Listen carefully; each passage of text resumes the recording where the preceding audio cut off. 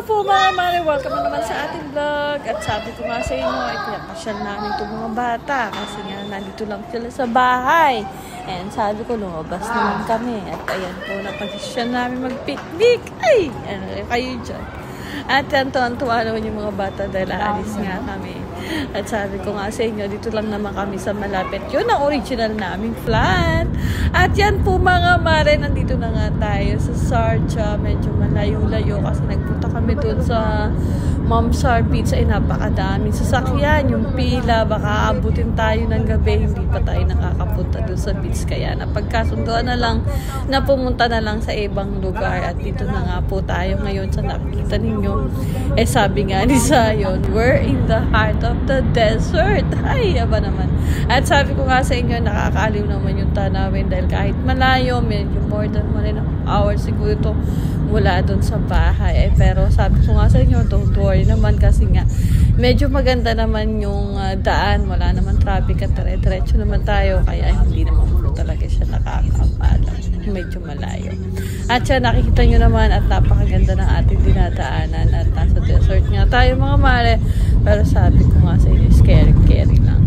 At yan po mga mare, medyo naghahanap tayo ngayon kung saan tayo pwede mag-picnic, mag-barbecue, kumain. At yan, sabi ko nga, iba kasi yung plan pero okay lang kasi happy naman po kami.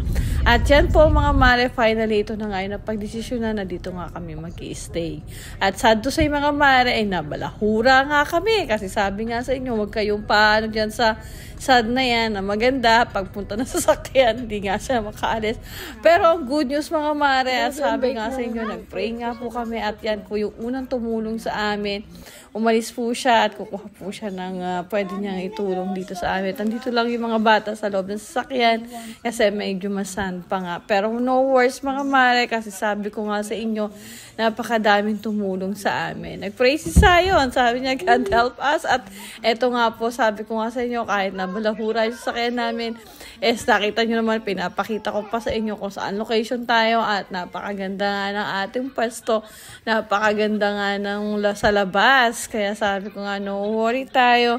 At napakadami talagang tumulong, thanks to God. At hindi naman po nakakatakot, na okay lang. At sabi ko nga, may bundok na maganda doon. Sabi ko nga sa inyo, kahit nandito lang tayo sa loob ng sasakyan, marami tayo may papakitang view.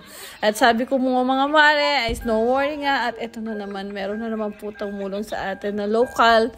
Dalawa po silang mag-ama, nadaanan nila tayo. Pero sabi namin, may na kaming kasamang tutulong at umalis lang siya. Kaya iniwanan na kami ng local. So second po yung tumulong sa amin. At bumalik, meron pa ulit dumaan mga mare. Meron na naman local na dumaan. Bakit ko po binibidyo to? Sabi ko nga sa inyo, saludo po kami dyan sa mga local dahil napakababait. Feeling mo lang, akala mo madbalas sila, pero mapakababait, saludo po kami. At ito po yung tumulong sa amin. Ito siya, tumulong ulit, dumaan siya sa amin. At nakita po niya ito yung kanyang another local, nag-kiss po sila na yung kanilang pagbati. Dalawa po sila. Thank you!